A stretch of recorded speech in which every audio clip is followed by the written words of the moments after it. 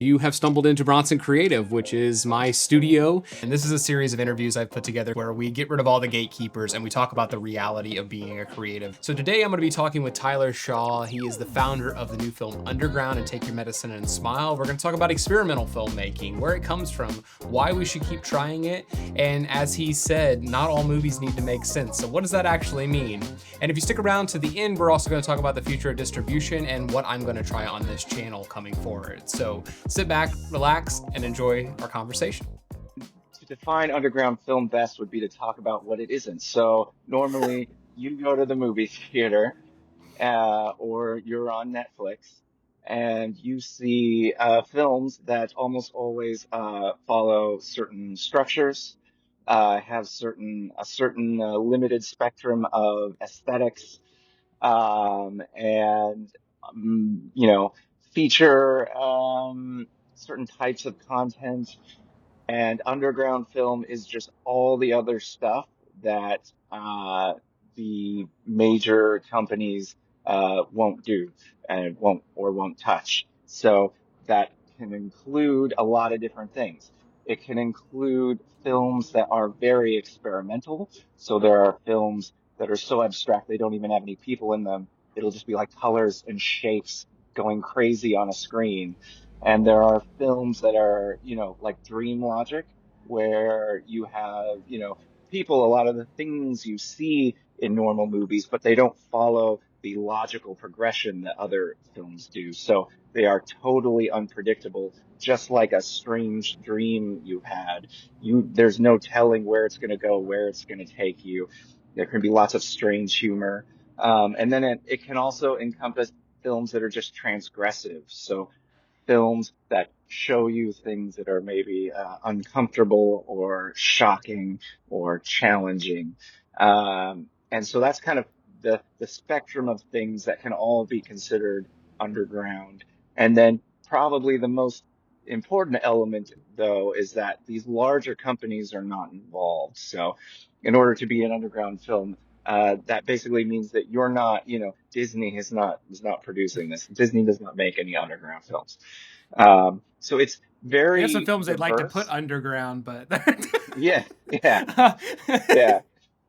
But basically, it's very diverse, but mainly it is a world without the limits of the mainstream cinema. So it's very unpredictable and very wild, but basically anything you see in that world is going to be interesting because it's just not going to be like anything else you've ever seen. uh, that is 100% true. Yeah. I've only been to one of your screening, and we'll talk about what you're doing with all the distribution stuff as we go throughout the conversation. But yeah, arguably stuff in there that some people would be like, that's not film.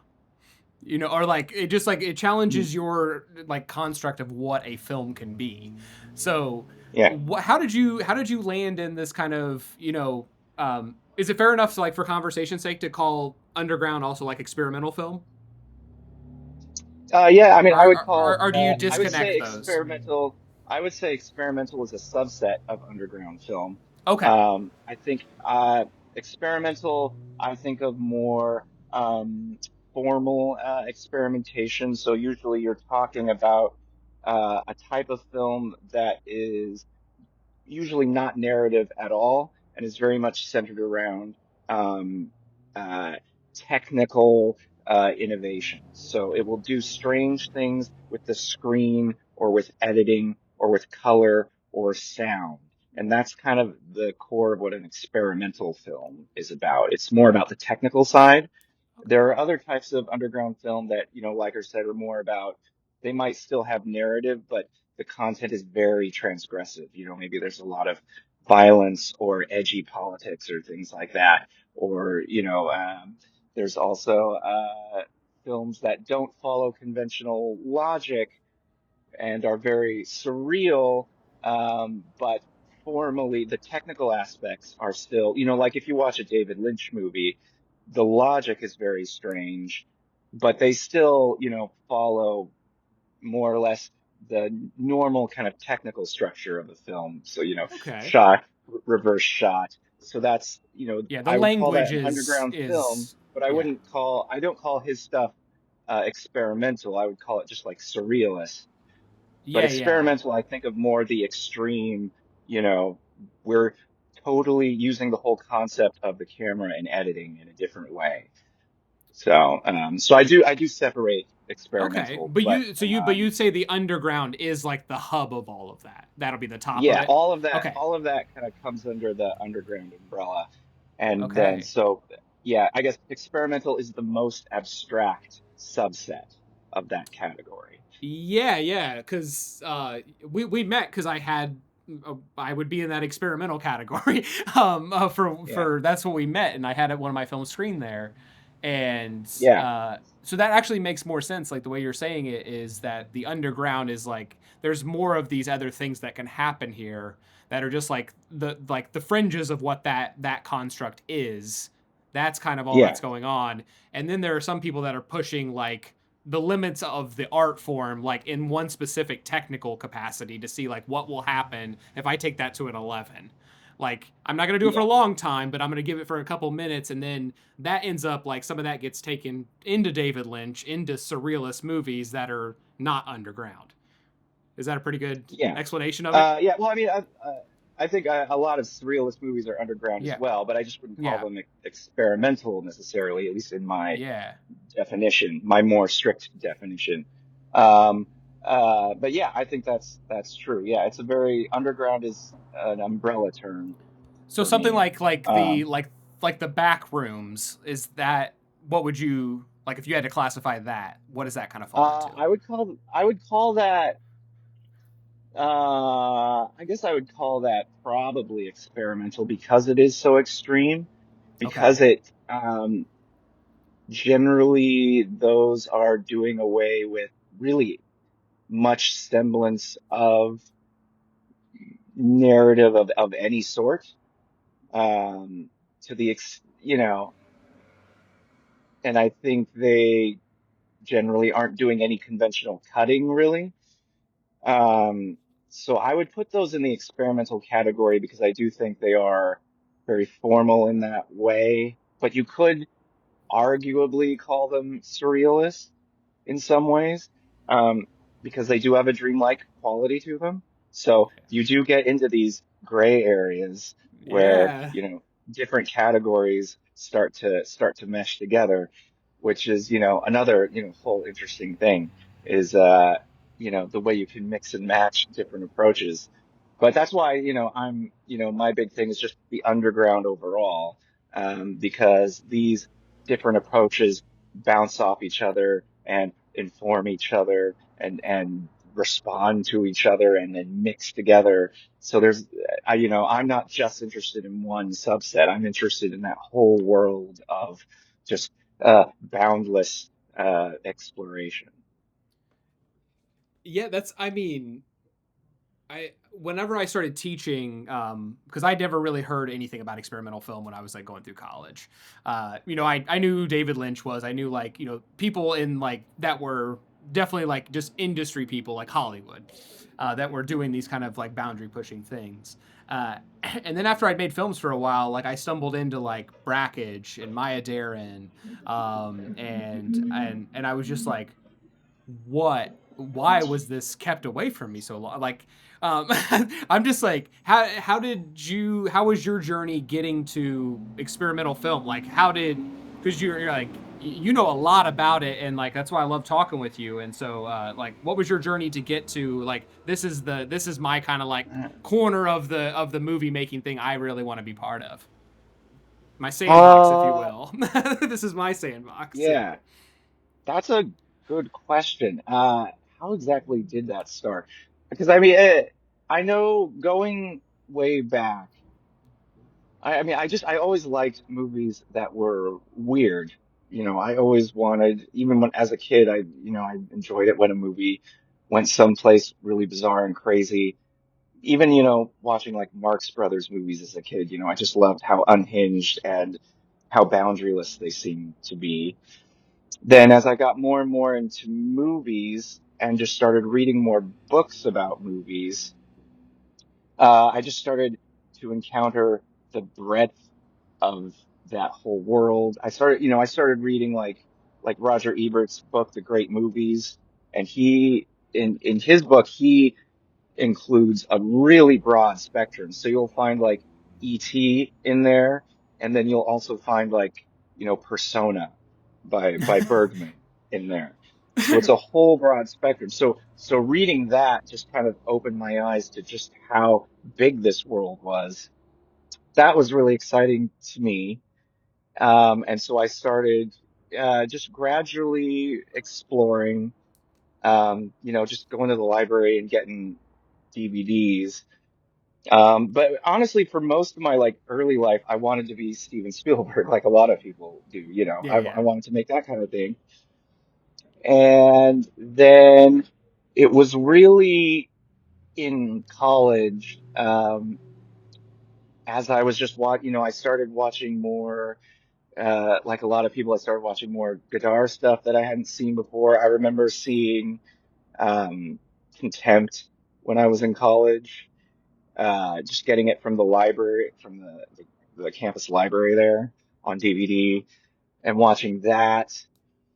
And then watching Persona. I watched Persona for like the second time in college. I watched it once in high school and like was kind of into it, but was, it's pretty far out there. But I It's a lot. rewatched it in Yeah. college. Yeah. But the second time I watched it, I was really into it. And I found that the sorts of ideas I had tend to be rather absurdist and far out. And I gradually came to understand that that was more my wheelhouse, that that's just the way my mind worked and the kind of thing I was drawn to. It tended to be stranger, uh, more unpredictable type of films. And so as I started to discover that and started to get more interested in making that kind of thing, then I wanted to watch more of that kind of thing to, learn more about how to do it. And so I just started, basically watching any experimental movie that was talked about or written about, because I always did a lot of like reading about movie history and stuff because I was really interested in that.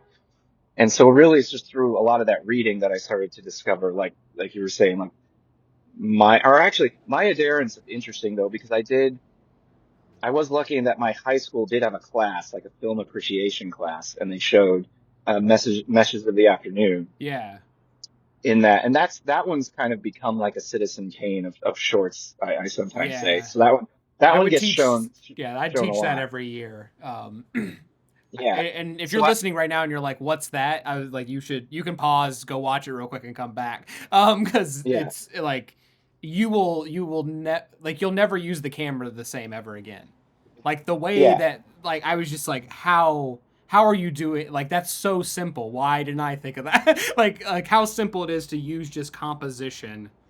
yeah And I mean, it's not simple because it takes so much thought. And Maya was like, her and her husband were just thinking on another level, like of just like yeah how to convey information silently. It's yeah, yeah. Well, and also she's coming from that dance background because her background yeah, is like, yeah, I think it was, yeah, interpretive dance, and yeah. so they're incorporating a lot of that into It's her all movement and movement. how, Yeah, yeah, and how the camera relates to her movement. So yeah, it kind of adds a whole dimension to what she does. That's really cool. yeah. But yeah, that and like also, eventually finding the films of like Jan Schwankmeyer, the animator, whose stuff is very surreal and Oh, I don't think strange. I've watched anything in like animated And spaces. Yeah. yeah, you should check out his stuff. Jan Schwankmeyer, he's Czech, I believe, or Eastern European, one of those places. I forget which place, but um, he made the movie Alice, which is like the really twisted stop motion adaptation of Alice in Wonderland. And he's made a bunch of Hmm. just amazing shorts. Uh, there's one called Darkness, Light, Darkness that's really interesting and funny. There's one called Food that's like kind of an episodic one, so that's a bunch of different parts. But that one's really I actually have a video on the Take Your Medicine Smile Instagram that that that talks about food, I believe, the Schwenkmeyer movie Food, and just why that's such a funny, just strange movie. Uh, so yeah, anyway, he's another name. Uh, Hmm. yeah, Yeah, most of my stuff was in the live action space, or like Brackage's stuff, which is just like light painting and it's like drawing yeah, and smashing things on the film, and it's the cameraless stuff. And um, yeah, when I started teaching, and because I was like during the pandemic, I went like I mean that's how we met. I ended up making these experimental films by myself because it was like a very I mean it was a lonely time. I had to be alone, and so I was like, how do I keep yeah, making a film? And now it's really become like so much of a part of a practice to I'll get an idea like for a feature and be like, okay, let's just try to do that into a 90-second experiment really quick and see if that will actually work in this script or whatever. And it's just like it's a cool little practice thing. So what do you think is something that um, we can get out of experimental film that's just not able to be you know acquired from like more mainstream mass produced media? well, Get a I little think philosophical here. yeah. One big thing is just the relationship between logic and film is completely different in the experimental sphere. So, you watch a normal movie, you're thinking about, okay, does it make sense for the character to do this? There's a logical cause and effect that you're trying to follow. In the experimental sphere, it's not about that. It's not about making sense. It's much more musical. And the thing you start to discover is that film can be musical. It can be a purely emotional journey that's not necessarily affecting you via a narrative. It's affecting you more directly via light and color and rhythm, so it's almost like a visual kind of music. And so it doesn't need to, make sense. Like you don't listen to a piece of classical music and ask, oh, what does that note mean? You know, it just moves you because of its kind of innate characteristics. And so a lot of experimental movies do that. They affect you in a more musical kind of way that isn't logic based, and you also start to realize that movies don't have to make sense to be effective, as long as there's some kind of emotional guide to what is happening. And so I think that expands your imagination, expands the possibilities of what is possible, especially if you're a filmmaker. And so you don't get so stuck in like making these, logical puzzles, and you can focus more on the emotional side of it and not be so hung up on that. So that's one thing. Then, editing is another big thing that you'll find Yeah. in the experimental sphere. Editing is huge. Because when you don't have, a narrative guiding how things flow, then everything is it's all about the editing, and it's all about rhythm and contrast and the, uh, the emotional effect of that rhythm and contrast. And like how many things are on the screen and how fast are they moving, and are we cutting really rapidly, or are we kind of lingering over something? You realize that that has a power all of its own. Whereas in a normal movie, you might be focused on the emotional impact of the narrative elements. In experimental film, what you discover is, oh no, narrative aside, there's actually technical characteristics that are actually doing a lot of the emotional work that I didn't even realize before. So yeah, Yeah, you bring up a really good point, and there's almost like this kind of almost like a media literacy to learning experimental film because you start to learn that it's a language, and like you were just saying, there's this heavy lifting that happens if I do a specific kind of edit. And if I add a little bit of music and I do this and I do this, and it's not very hard to do any of those things, but I know exactly what your emotional response is going to be. And I think whenever I've taught it and kids come in and like some of them don't even want to show it at the end of it because it's like so personal, And even though there's nothing in there like about what the event is, like you can tell that there's something in there, and it shows them like subtext, and like you don't have to talk about any of that, but see how much more deeply invested we are in these people and these characters, um, and I think it just really helps you to learn like what are you actually watching, like from that kind of perspective, and yeah, I mean, like, I'm glad I stumbled upon it on my journey, but it was not explicitly shared with me in anything. And without fail, but in a high school film class, when we get to the experimental film unit, it's like the most fun they have because they get to throw away every convention we've learned for the entire semester.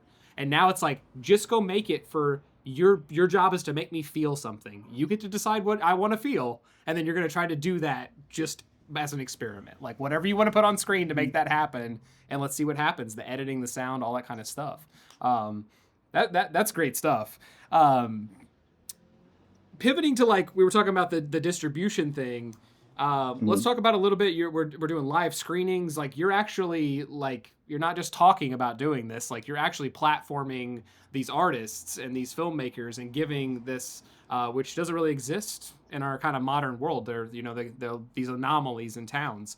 Could you talk about a little bit about what you're doing with the distribution, the live side of things, all the Mhm. different screenings and.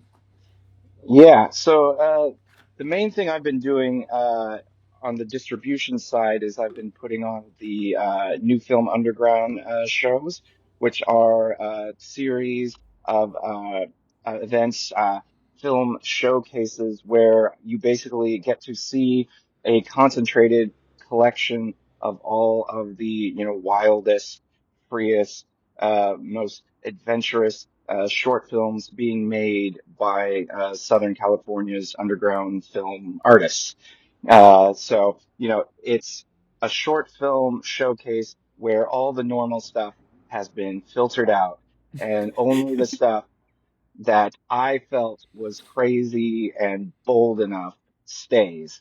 And you get to see that concentrated vision of like this is the coolest part of cinema to me is this wild frontier.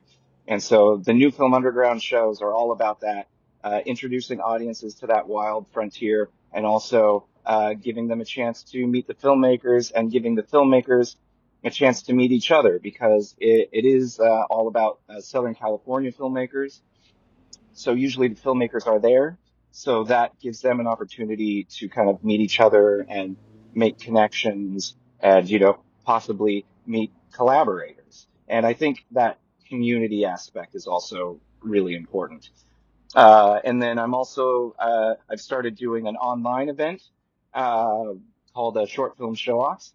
And you attended one of those, Mhm. where we meet over Zoom, and it's like a short film show and tell. People come and they bring short films that they have seen or short films that they made. And I do like a screen share, and we all watch the films over Zoom, and then we talk about them. And it's a really fun time. Again, it's very much like a show and tell type thing. It's you say, hey, I found this great short, and you get to share it with everybody, and we get to help each other explore that world in a fun, communal way. And again, it's another way to kind of meet people and socialize, because I also think that's important, is developing that sense of community amongst underground filmmakers. So I'm always trying to do that as well. So yeah, those are the main things. And so like the New Film Underground shows, we do usually about 4 a year. My vision is to make those more frequent. And so, in the coming year or so, I'm hoping we'll be doing, you know, maybe like one, every month, maybe. But we'll see how that goes. But thus far, I've been generally doing like 4 New Film Underground shows a year. And we have another one coming up on March 7th.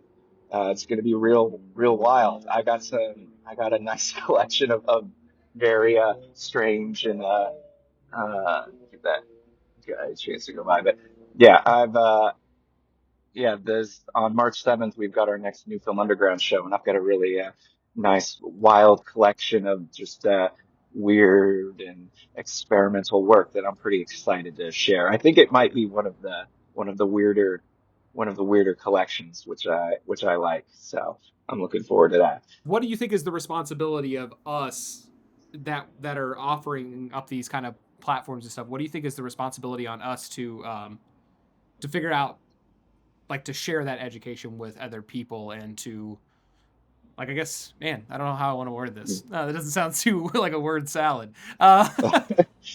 Basically, like, what do Uh, you think we need to do to help the next generation of artists, like, keep experimenting and doing this? Like, because right now we have a lot of mm, filmmakers that you said, I want to be Steven Spielberg. mm, Like, when we start out, that's like, because that's all we've seen. And then you start to see Bergman, and then you start to see Tarkovsky, and then you see David Lynch, and then you see Maya Deren, and you're like, oh, I guess I could do anything. Like, how do you think we get this to, like, to more artists to be like, please keep experimenting. Like, stop trying to, like, stop trying to chase something. Like, just do your own thing, and let's see what happens with that. mm.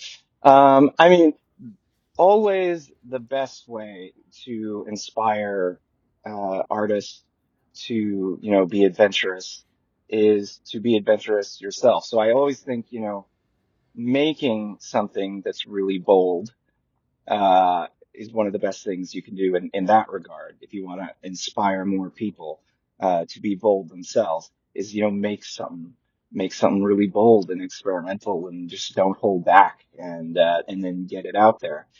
I also think, I mean, the next frontier that I'm trying to explore and that I think we need to explore has to do with just monetization, and just I think we need to um, work toward creating a formal kind of distribution network for short films.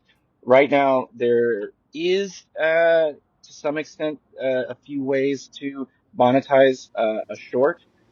But I think that it's a bit kind of scattered and not always clear how exactly you do that. And a lot of times your work gets buried under cat videos. I think establishing a stronger network or marketing industry for short films opens up the possibility of making more experimental work, because most experimental films are shorts, not features.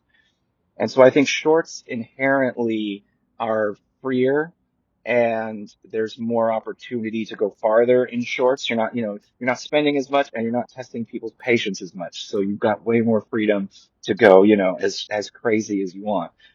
So working on figuring out how to monetize that, because I think it's hard for people to, dive in when there's no chance of making any money. I think that holds a lot of people back. I think we're going to see a lot of new stuff spring forth once another distribution network opens up for that kind of filmmaking. I think that's really going to inspire a lot of people once that starts to exist. And then I think also putting on shows like I do, helps a lot. It's really not that hard. Like, you just go on Peerspace and rent. I mean, it's kind of hard, but you it's rent, kind you know, it's you kind rent a of hard. screening Yeah, yeah, space, yeah. and you charge like a ticket price to, try to recoup your costs as much as you can. Um, but just creating opportunities for filmmakers to show their work is big. And I think it's inspiring to people when they know that, okay, once I make this, there's going to be a place I can take it. Um, and so I think, if anyone out there who wants to, be involved, one of the best things you can do is like think about, okay, well, how can I help give people an opportunity to show their stuff? Maybe you have a space and you can start, renting it out to filmmakers for a low fee, and just be like, hey, if you want to do your screening in this space, like, here's somewhere you can do it. Um, Things like that, I think could really help a lot and inspire a lot of young folks. So I Did hope you that maybe did, that answers. did you read the What? whiteboard? No, I can only see half of the whiteboard, so I can't. Oh, So I can't okay. really read it. I'm literally trying to find out why people aren't doing that right now. Like why, like, so basically like we're on the cusp of this, like when this comes out probably in a couple more weeks, like in like 3 or 4 weeks, at this pace this channel will be monetized by then, Mm, which is pretty cool. Like it's been like I've been basically nonstop 6 months. It's a full-time job, like trying to get it to go as like a TV station of sorts. And one of the things I've been trying to figure out is you were saying like platforming and monetizing it, like having a place on a monetized channel for just short filmmakers where I'm splitting the monetization with them. It's like an experiment for a year. mhm, You put it up and then we split whatever it makes, because you don't have to have a monetized channel. It's a collaboration. You still get all the views. We'll split it at the end. And it's mm. wild that you just brought up something like that in this conversation. It feels like a no brainer, but why do you think Mm. nobody is doing it? Like, Um, is there a trust thing that filmmakers have already been burnt so much they're like they wouldn't trust it, or I don't know. well, I don't because I mean, like you said, there are channels on YouTube that show short films. But They just don't yeah, the thing is share any of the profits. Yeah, they don't share any profits, so they keep yeah. all the profit, and you just are like, okay, well, I You got get my the movie shown. Yeah, but it's not So even on that your channel, so it's on their channel. right, Like at least a right, collaboration thing, like which is what I'll do with this video. It's going to both of our channels at the same time. We're all going to get the views, right. which is great. Um, yeah, and I'm not sure all the details of that business model and why they have to do it that way. I suspect it depends on I don't know. I don't know what the costs are exactly of a channel like that. That's kind of my big question. Um, I don't know what sort of overhead they have since the work has already been made and they're just hosting it. Maybe, there might be some like marketing costs, I suppose. And I suppose there's, the labor of having to sort through the films and select them, but I also think there's usually a submission fee. Yeah, So it seems like that would be yeah, yeah, covering that. Um, yeah. so I don't exactly know the behind the scenes of those business models. That's actually because yeah, that's something I've been wanting to look into as well, is like figuring out I if just I think could about like start just. Oh, go yeah. ahead. Sorry. No, I was just gonna, yeah, I've just been wanting to start, hosting people's shorts. The way I've sort of been doing that, but I've just been doing it as these compilations. So I've been putting these like feature length anthologies that feature a bunch of short films Oh, um, okay. that I've featured on the show in the New Film Underground shows, and I put those on the YouTube. I haven't tried hosting just individual shorts as Yeah, I was yet. thinking like, like Um, you do a distribution deal. It's like it's non-exclusive. Basically, it's I think all creatives, are gonna have to do, like if you're gonna want to do it long term over the rest of your career, you're gonna have to have a YouTube. And so I just start doing something today, like time lapses of whatever you're creating, like something small. Because that's yeah, going to be like your door in, I think, in the next, like it's just social media is not going to be what it is anymore. You're going to have your basic yeah. your own channel, your own TV channel, if you will. But I was just like, so some of these creators that are on that path, like to be able to jump the line and be like, okay, my channel's monetized. I think your Mm, short film is cool. Let's put it on as a collaborator post. We'll split the profits, whatever that ends up being or whatever. And it, like, once again, I don't know how many it's going to get. mm, But if if for some reason we do some marketing on it, like I talk about it on the channel, like I'm trying to get people to watch it, like a distributor of sorts. I hate that word though because we all got burned from them. But and then just do it, but only do it for like a year, and then at the end of the year take it down, and then you put it up on your channel, and now hopefully by the end of the year you have a monetized channel, and then you can put it up and get it monetized again.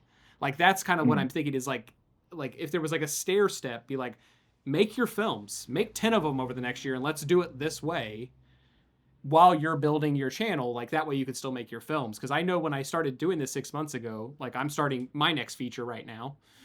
We've talked about it. It's gonna be very very experimental in tone, and it's yeah. it's I'm very DIY. I'm gonna try to do most of it myself and stuff. And but I was like, like I want to see more filmmakers try to do what I'm about to do. Just be like, okay, I'm just going to do it by myself for the next 2 years and see what happens, as opposed to waiting 10 years to make it, like you were saying.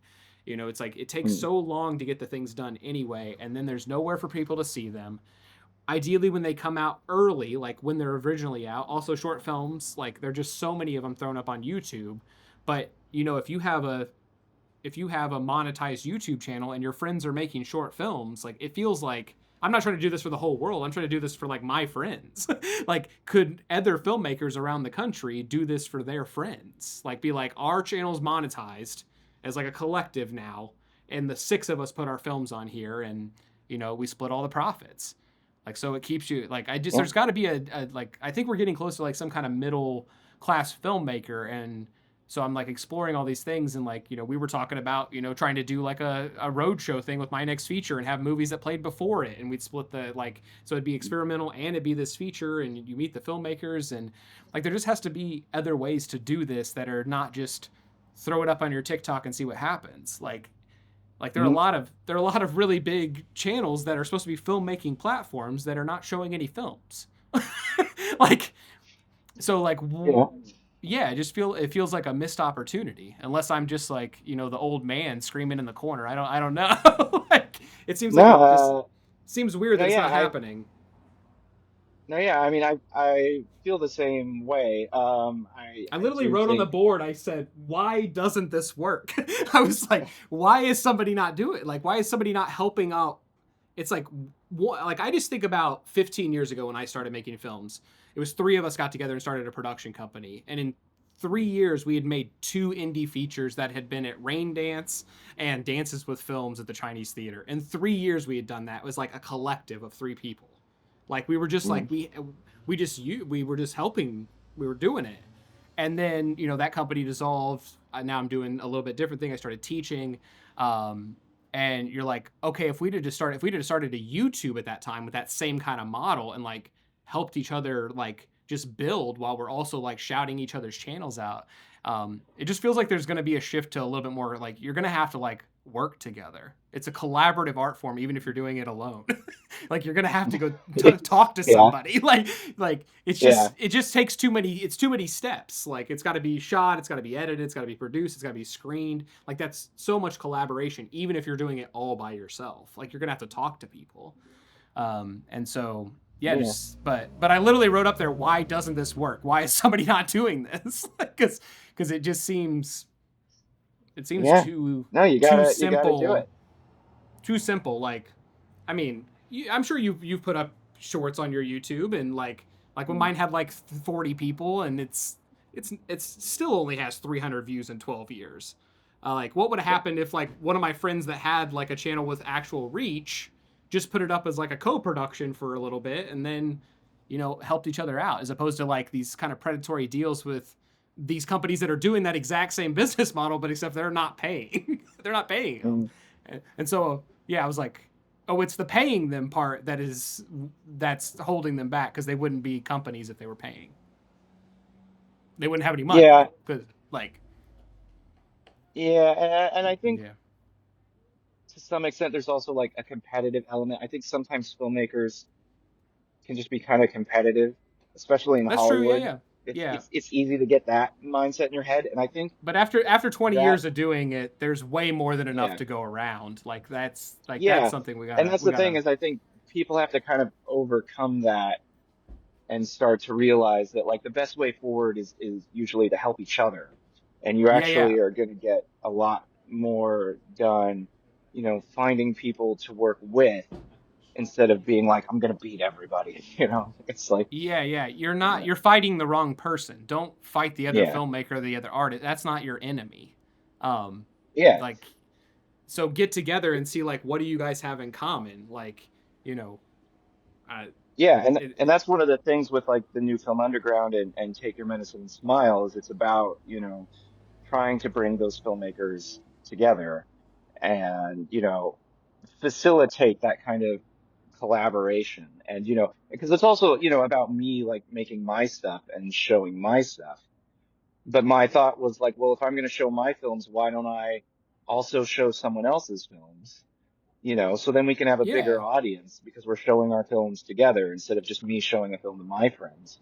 It's like Yeah, you and you're doing I it like show in our a films. physical Yeah. space. Yeah, yeah. Yeah. Yeah. And you and I show our films to each other's friends. And it's kind of Yeah, and so yeah. I think that's something that's, important for people to realize is like, working together, we can kind of solve these common problems that we all have, instead of just fighting for ourselves. I hope you enjoyed this conversation. I hope you learned something. And if you want to watch more videos like this, then make sure you like and subscribe. If you're looking to make your first film, then I put together a little playlist of free film school tutorials, how to write your film, how to edit it. And if you'd like to join me on the show and talk about a film you've already created, then head on over to bronsoncreative.us and drop me a line. So thank you for spending part of your day with me. I hope you do something nice for someone, and I will see you next time.